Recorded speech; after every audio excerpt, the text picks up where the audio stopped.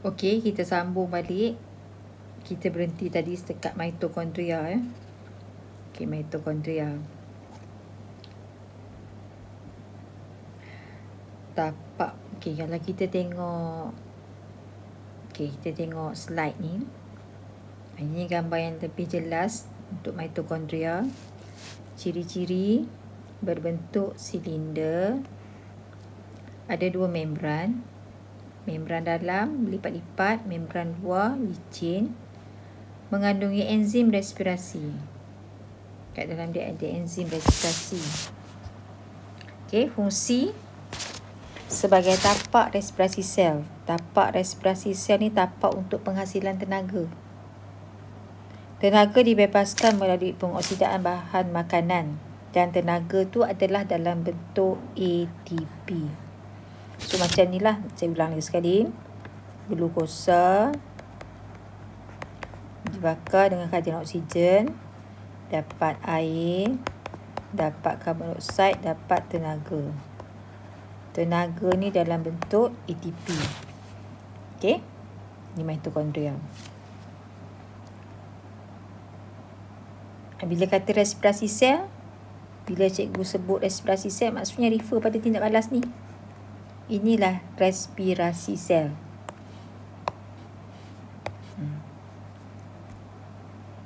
Inilah respirasi sel. So ingat tapak penghasilan tenaga. Okey, kita terus kepada organel yang seterusnya, ribosom. Sebelum saya terangkan ribosom ni, kita tengok ni dulu lah. Kita tengok ni dulu. Kita tengok centriole. Centriole. Apa dia centriole? Centriole.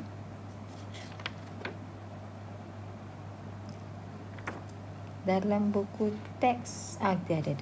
Buku teks. Okey, bentuknya macam ni. Bentuknya begini, centriole, macam straw, panjang disusun-susun macam tu straw. Okey. Apa dia centriole? Struktur silinder kecil. Bentuk silinder kecil yang wujud berpasangan dalam sel haiwan sahaja. Sel tumbuhan tak ada. Terdiri daripada susunan microtubules kompleks. Tidak wujud dalam sel tumbuhan. Maksudnya terdiri daripada susunan microtubule kompleks. Ni lah microtubule. Yang ni. Dia macam ni ya. Kalau kita boleh lukis, dia macam ni. Kalau saya boleh lukiskan, dia macam ni. Macam ni bentuk dia. So, macam ni. Microtubules. Okay, macam ni lah. Yang ni. Bentuk. Kemudian dia ada sepasang lagi kat sini. Ada sepasang lagi. Ni kita panggil microtubule. Microtubule. Okey. Macam bentuk dia. Dia sepasang. Ni satu, sepasang. Fungsinya membentuk gentian gelindung.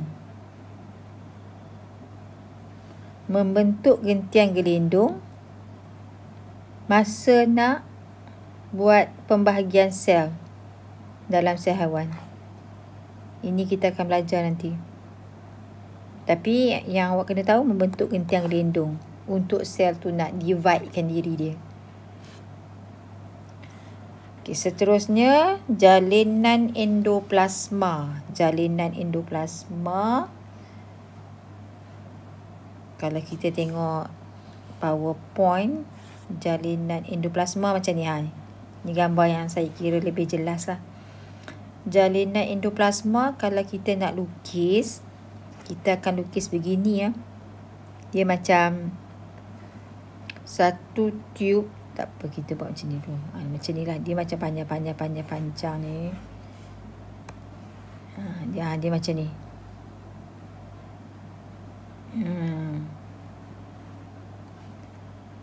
Panjang lah. Ni macam tu. Kan? Ni yang saya lukis ni warna merah tu. Okey. Okey. Jalinan endoplasma merupakan satu sistem rongga ceper yang bercabang di dalam sitoplasma. Kemudian dekat permukaan dia tu, dekat permukaan jalinan endoplasma ni, banyak ribosom melekat pada permukaan jalinan endoplasma. Jadi jalinan endoplasma yang ada banyak ribosom namanya jalinan endoplasma kasar. Jalinan endoplasma yang tak ada ribosom pada permukaan namanya jalinan endoplasma licin. Kalau ada, okey. Ni jalinan endoplasma. Terdapat dua jenis jalinan endoplasma. Satu yang kasar, satu yang licin. Kasar JEK. JEK tu maksudnya K tu kasar. Mempunyai ribosom pada permukaan dia. Yang licin, L licin, tidak ada ribosom. Fungsi lebih kepada, kita ada dua lah. Satu fungsi yang kasar, satu fungsi yang nipis. Yang K ni kasar, dia mengangkut protein yang telah dibuat oleh ribosom. Dia kerja dia angkut. Ribosom yang melekat pada permukaan jalinan endoplasma tu, ribosom tu kerja dia buat protein. Lepas buat protein, jalinan endoplasma ni akan angkut. Yang licin pula mensintesis. Mensintesis tu membina lipid dan menyah toksik dadah serta hasil sampingan metabolisme dalam badan. Okey. Ini yang dalam PowerPoint. Kita tengok yang dalam buku teks jalinan endoplasma. Okey, lebih kurang juga. Satu sistem ceper berlipat bersambung. Okey. Membran jalinan endoplasma membentuk jalinan berterusan dengan membran nukleus. Maksudnya macam ni ya. Maksudnya macam ni lah. Kalau saya boleh lukis. Maksudnya macam ni. Ini sel. Ini nukleus tadi kan.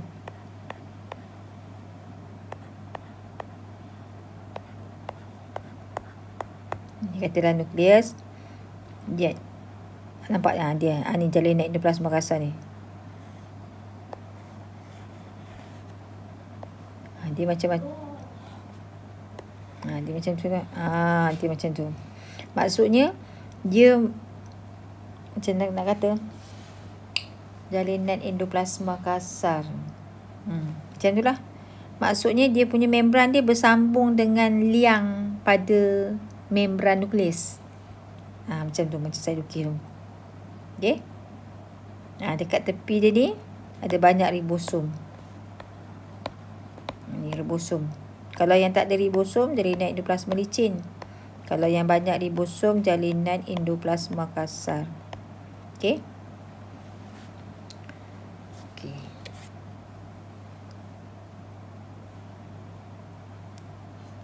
Yang ni. Okey. Jalinan endoplasma kasar mengangkut protein yang telah disintesiskan oleh ribosom.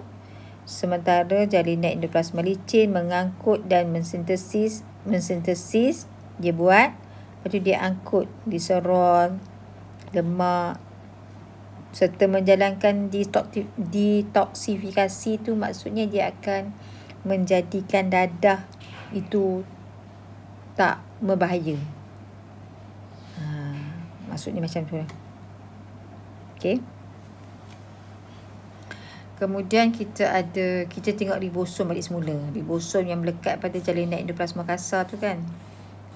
Mana ribosom? Okey, ribosom granul kecil yang padat dan berbentuk sfera. Okey. Terdapat pada permukaan jalinan endoplasma kasar. Dia ada dua tempat dia duduk ribosom ni. Satu dia ada pada permukaan jalinan endoplasma kasar. Satu lagi dia boleh wujud bebas dalam sitoplasma. Fungsi dia tapak sintesis protein. Okey, tapak sintesis protein. Ingat yang tu sudah. Dia adalah tapak untuk nak buat protein. Protein ni apa dia? Protein ini adalah bahan utama untuk membina komponen dalam sel dan juga bahan utama untuk membina sel. Okey. Seterusnya kita sambung jasad Golgi. Jasad Golgi, kalau kita boleh tengok jasad Golgi kat dalam slide ni. Okey, ni tadi jasad Golgi. Ada jasad Golgi.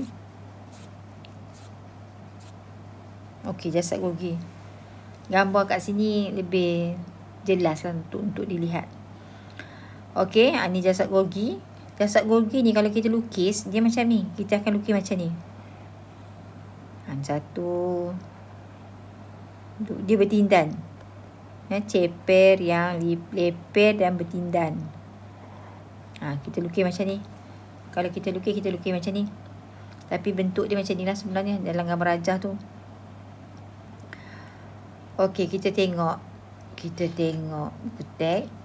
Mana dia jasad Golgi.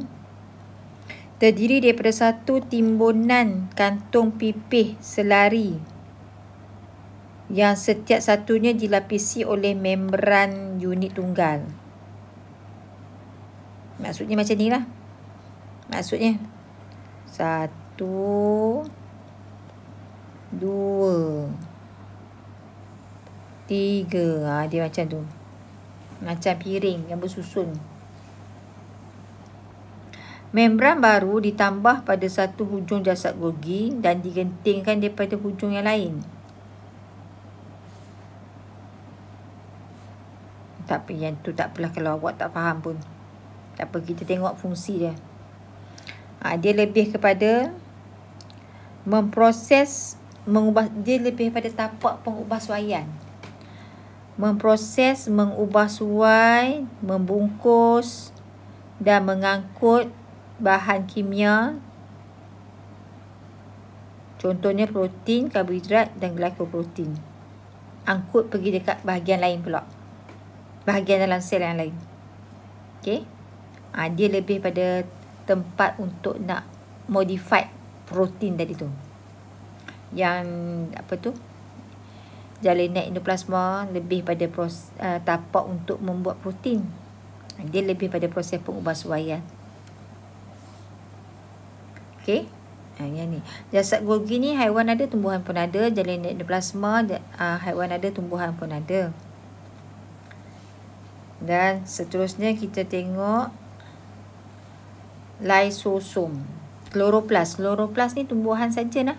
Haiwan tak ada. Kloroplas tumbuhan saja. Lysosom dua-dua ada. Lysosom kantung sfera kecil yang diselaputi oleh satu membran tunggal. Maksudnya dia macam ni lah. Dalam dia tu ada apa? Dalam lysosom ada apa? Ada enzim hidrolitik. Ni dalam tu. Enzim hidrolitik, enzim yang untuk nak menguraikan, enzim untuk mencernakan. Apa fungsi dia? Lysosom ni kata kita boleh bayangkan dia macam tong sampah lah. Okey. Dia akan memusnahkan bakteria. Sebab enzim dia ni, enzim hidrolitik ni, dia akan boleh memecahkan bakteria, memusnahkan bakteria. Boleh menghidrolisis. Menghidrolisis maksudnya memecahkan lah. Menghancurkan, memecahkan, mencernakan. Sama je lah. Menghidrolisis molekul organik kompleks. Contohnya protein, asid nukleik, lipid. Serta menguraikan, menghancurkan, memusnahkan komponen sel yang dah rosak. Supaya komponen sel yang baru dapat dihasilkan. Dia macam tempat kita buang sampah. Benda-benda yang kita dah rosak, yang kita tak pakai, kita bawa pergi dekat lysosom untuk lysosom musnahkan. Dan sel akan buat komponen yang baru. Okey. Habis dah untuk sel haiwan. Saya rasa yang tu saja untuk sel haiwan. Sel tumbuhan, kita ada tambahan lah. Kita ada tambahan kloroplas. Kloroplas kita tengok. Macam mana rupa kloroplas? Kloroplas. Ni lysosum tadi lah. Ni lysosum. Okey, bentuknya macam tu. Kloroplas. Kloroplas macam ni.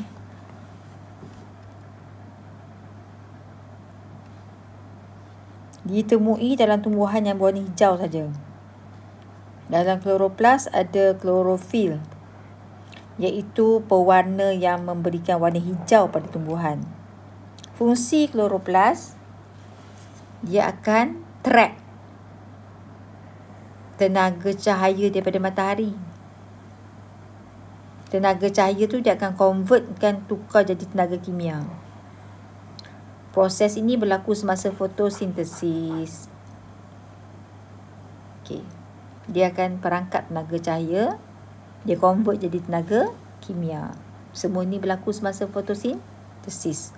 Dia juga ada dua lapisan membran. Membran dalam dengan membran luar. Membran luar, membran dalam.